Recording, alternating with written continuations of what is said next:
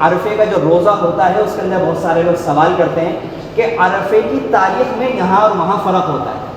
تو 9 تاریخ میں عرفے کے دن جو روزہ رکھا جائے تو وہاں کے اعتبار سے رکھا جائے یا یہاں کے اعتبار سے؟ یہ آخری بات ہے، اس کو مکمل کر کے میں اپنی بات کو ختم کرتا ہوں۔ تو سمجھ لینا چاہیے پہلے کہ یوم عرفہ کو عرفہ کیوں کہا جاتا ہے، تو کتابوں میں 3 باتیں لکھی ہوئی ہیں۔ نمبر 1 یہ کہ حضرت ابراہیم علیہ السلام کو 8 تاریخ کو خواب دکھایا گیا تھا کہ وہ حضرت اسماعیل علیہ السلام کو ذبح کر رہے ہیں، تو آپ کو کچھ شک تھا کہ خواب میں کرنے کا حکم ہے یا ایسا ہی خواب ہے۔ جب آپ کو 9 کو دکھایا گیا تو حضرت ابراہیم علیہ السلام نے پہچان لیا کہ یہ اللہ کا حکم ہے، عرفہ کے معنی پہچان نکالے، ایک وجہ تو یہ، اور دوسری وجہ یہ لکھی ہوئی ہے کتابوں میں کہ اس دن میں حضرت جبرائیل علیہ السلام نے حضرت ابراہیم علیہ السلام کو حج کے مناسک سکھائے تھے، حج کے ارکان سکھائے تھے، اور حضرت ابراہیم علیہ السلام نے حج کو پہچان لیا تھا۔ اور تیسری وجہ یہ ہے کہ جو وقوف عرفہ حجاج کرتے ہیں یہ اس وجہ سے، تو تینوں مناسبتیں یعنی صرف میدان سے متعلق ہونے کی وجہ سے، وقوف عرفے کی وجہ سے اس دن کو عرفہ نہیں کہا جاتا،